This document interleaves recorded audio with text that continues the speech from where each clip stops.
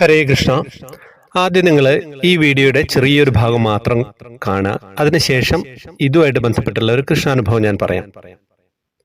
ഈ ചെറിയ ഭാഗത്ത് എന്താണ് നടക്കുന്നതെന്ന് നിങ്ങൾക്ക് ഇപ്പോൾ മനസ്സിലാവില്ല. അത് കൃഷ്ണാനുഭവം കേൾക്കുമ്പോൾ മനസ്സിലാവും.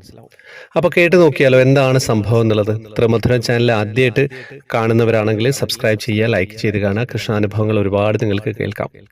ഹരേ കൃഷ്ണ. എൻ്റെ പേര് ജയ. കഴിഞ്ഞ തവണ ഞാനൊരു അനുഭവം എഴുതിയിരുന്നു. ഭഗവാന് മയിൽപ്പീലി ചാർത്തിയ ആടുന്ന ഒരനുഭവം. കഴിഞ്ഞ നവംബറിൽ നടന്ന ഒരു അനുഭവമാണ് ഞാനിപ്പോൾ എഴുതുന്നത്. ഞങ്ങളുടെ വീട്ടിൽ 15.5 വയസ്സായ ഒരു നായ ഉണ്ടായിരുന്നു. ടിപ്പു എന്നാണ് പേര്. 41 ദിവസമുള്ളപ്പോൾ വാങ്ങിച്ചതാണ് അവനെ. പിന്നെ അവൻ ഞങ്ങളോടൊപ്പം വളർന്നു. കുറച്ച് നാളുകളായിട്ട് സുഖമില്ലാതായിട്ട്. ആദ്യം ശരീരത്തിലെ ഫംഗസ് പോലെ വന്ന് പൊട്ടി പല ഭാഗത്തായിട്ട് അതെല്ലാം ചികിത്സിച്ച് ഭേദമാക്കി. അതിനുശേഷം അവൻ ഒരേ കിടപ്പാണ്. എണീറ്റ് നടക്കാനോ ഭക്ഷണം കഴിക്കാനോ പറ്റാത്ത അവസ്ഥയിലായി അവൻ. കുറച്ച് പാലോ വെള്ളമോ കുടിക്കും. ഡോക്ടറെ കൊണ്ടുവന്ന് ഇഞ്ചക്ഷനും ഡ്രിപ്പും എല്ലാം കൊടുത്തു. എന്നിട്ടും കുറവില്ലായിരുന്നു. ഡോക്ടർ പറഞ്ഞു, ഇനി രക്ഷയില്ല, വയസ്സും ഇത്രയൊക്കെ ആയില്ലേ എന്ന്. ഞങ്ങൾക്കെല്ലാം വളരെ വിഷമമായി. അവൻ കിടന്ന കിടപ്പിൽ ഒരേ കരച്ചിലാണ്. എന്തോ വേദന എടുത്തിട്ടെന്ന പോലെ രാത്രിയും പകലും എന്നില്ലാതെയുള്ള കരച്ചിലും. ശ്വാസം എടുക്കാൻ ബുദ്ധിമുട്ടായി. അവൻ്റെ ആ അവസ്ഥ കണ്ടിട്ട് സഹിക്കാൻ പറ്റുന്നില്ലായിരുന്നു എനിക്ക്.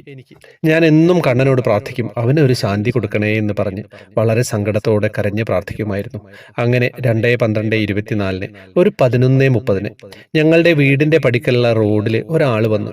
ടിപ്പ് കിടക്കുന്ന കൂടിന്റെ നേരെ നോക്കി നിന്ന് എന്തോ റേക്ക് ചെയ്യുന്നത് പോലെ അവനെ നോക്കി ചെയ്തിട്ട് തിരിച്ചുപോയി. ഞാൻ മാത്രമേ ആ സമയത്ത് വീട്ടിലുണ്ടായിരുന്നുള്ളൂ. ഗേറ്റ് തുറന്നിട്ടിരിക്കുകയായിരുന്നു. അതുകൊണ്ട് അവനെ ശരിക്കും കാണുവാൻ പറ്റും. കൂട്ടിൽ അവൻ കിടന്ന് കരച്ചിലും ശ്വാസം എടുക്കാൻ ബുദ്ധിമുട്ടും ഒക്കെ ആയിട്ട് കിടക്കുകയായിരുന്നു. ഇയാൾ ടിപ്പുവിനെ നോക്കി റേക്ക് ചെയ്യുന്നത് ജനാല വഴിയാണ് ഞാൻ കണ്ടത്. ഞാൻ ചെന്ന് മെയിൻ ഡോർ തുറക്കുമ്പോഴേക്കും അയാൾ ബൈക്കിൽ കയറിപ്പോയി. കൂടെ വേറെ ഒരാളും ഉണ്ടായിരുന്നു. ഇങ്ങനെ ഒരാളെ ഇവിടെയൊന്നും കണ്ടിട്ടില്ല.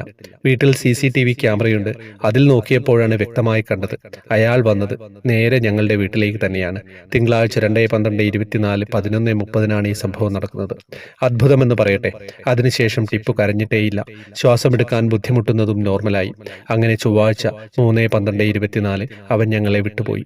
എൻ്റെ കണ്ണൻ അവന് ശാന്തി കൊടുത്തതാണ്. ഉറപ്പായും ഭഗവാൻ പല രൂപത്തിൽ വരുമെന്ന് കേട്ടിട്ടുണ്ട്. അതുപോലെ വന്നു എൻ്റെ കണ്ണൻ. ഹരേ കൃഷ്ണ, ഹരേ കൃഷ്ണ.